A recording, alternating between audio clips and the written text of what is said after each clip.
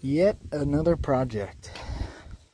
This is my flat roof on the garage of my regular house.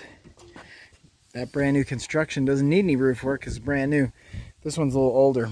So I didn't realize it was gonna need so much. It's been a while since I've been up here, but it looks like this elastomeric coating is really just letting go. It stays a little wet right here. And we're just about to go into, we're in spring, so summer's coming. It'll be very dry, so you know it's probably not real urgent, but I came up to just take a look at it. Really what started it was I actually got this bucket. This is 100% silicone. I thought that it was gray and I got a super deal on it. I was going to use it for my pond. When I got there it was white and I thought, the price is good enough, I'm just going to get it. Because I need to do white up here, so I figured I'd do it. I came up and like, oh man, this thing's really been going downhill. So I'm not just going to do a recoat. You know, like over here, I'm just going to clean this up and do a recoat. But here, you know, I'm not a roofing expert, but after doing a little reading and a little research, and just understanding, you know, like I'm going to compare this to painting. I'm going to scrape up what's peeling here. So running through this, you can see it really is a mess.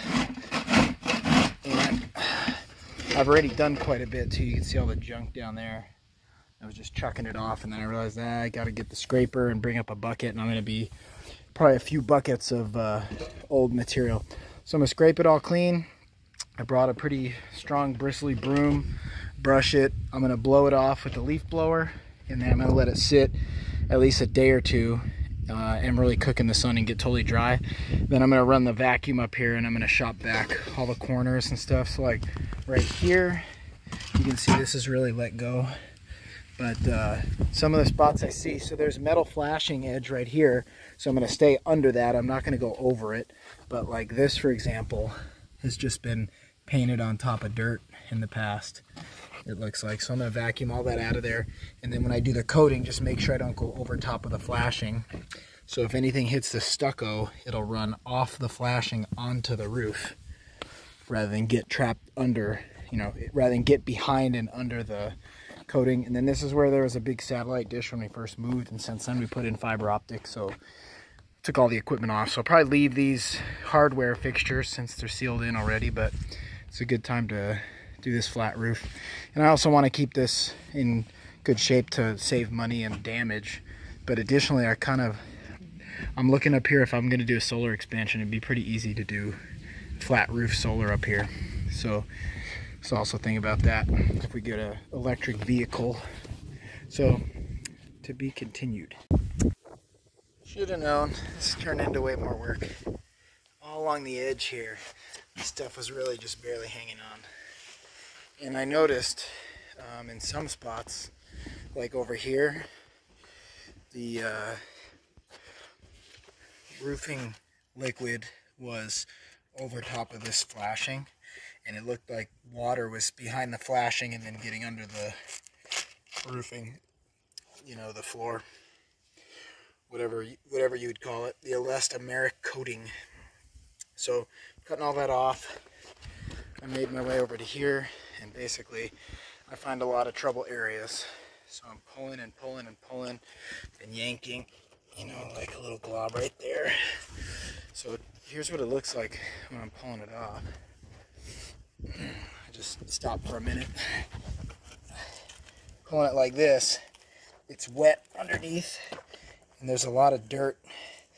So I kind of think that whoever did it last maybe didn't really do a whole lot of prep. You know, like many things, you find that the success is in the prep work, and most of the work is in the prep work. So I'm not going to just blob this stuff on. It's been blobbed on too many times. If you look as I pull it, that one's not real thick, but I've been pulling off big, thick, chunky pieces, and I think this has just been recoated, you know, repeatedly. So it's just about time to really get to the bottom of this. So I'm just going through. I'm not pulling up anything that's really well adhered to the roof. but like you can see right here, make a wide angle. All this stuff, it's really just hanging there. It's intact, but it's not really sticking. Like, see this? It's just hanging there, stuck to itself and stuck to the wall, not to the floor or the roof. So you pull it. See, that was a real thick area here in the corners, I noticed. So I'll probably make it pretty thick too, but by the time I really clean this up and let it dry, it'll adhere to the actual roof. And that's more what I'm going for. So, I mean, I kind of expected it to turn into a mess, but it's just interesting. I didn't look that hard, really see all this until I started looking. So I got a lot of prep to do, and it's pretty wet under here.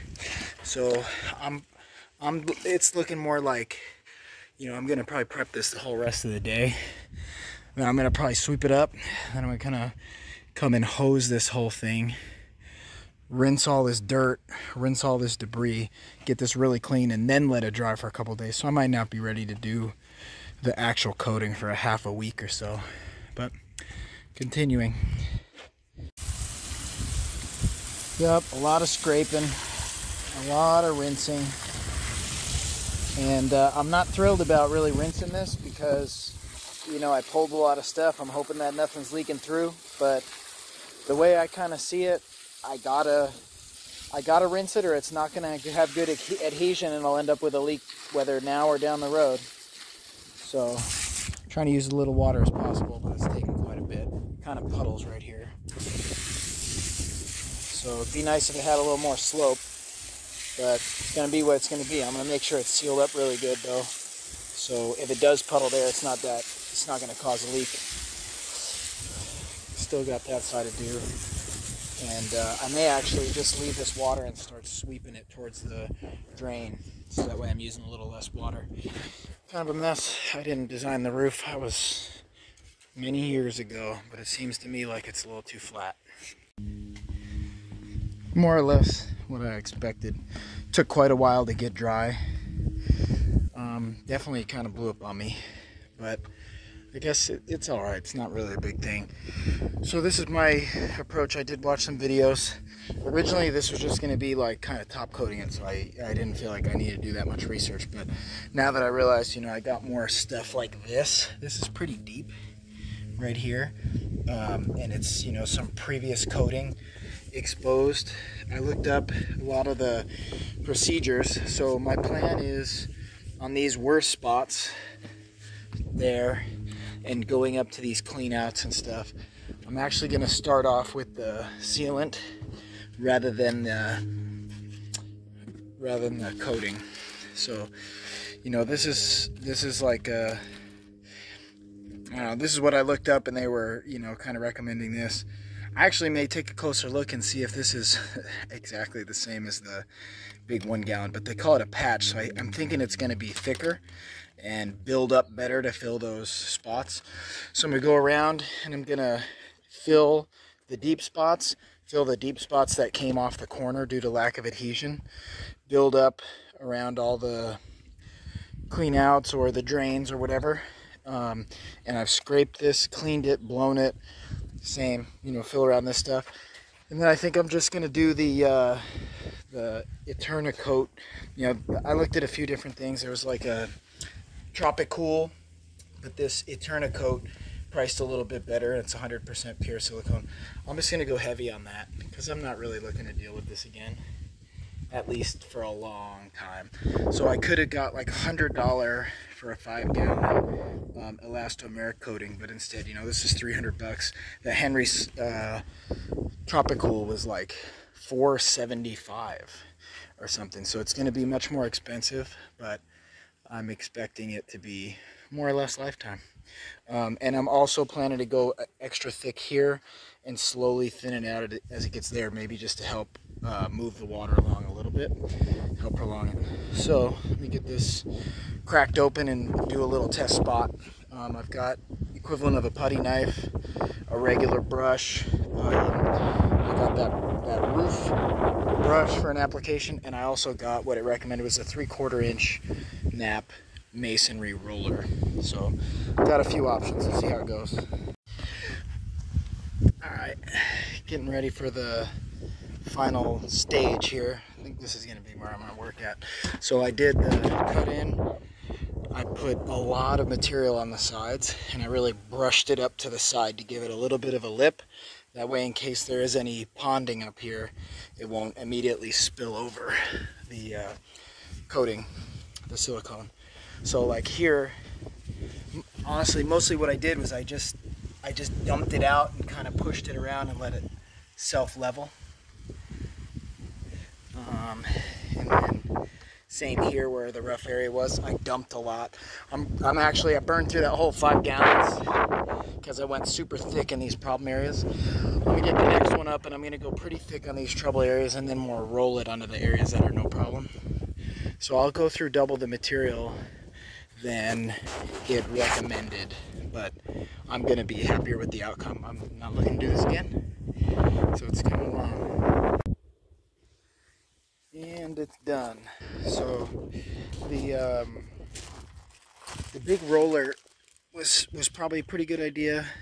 It doesn't put it on quite as thick as I would like, but the coverage on one of these is it doesn't go quite as much as far as you'd think. It says 340 square feet, but that's like roller thin, which is what the instructions say, so I guess it makes sense.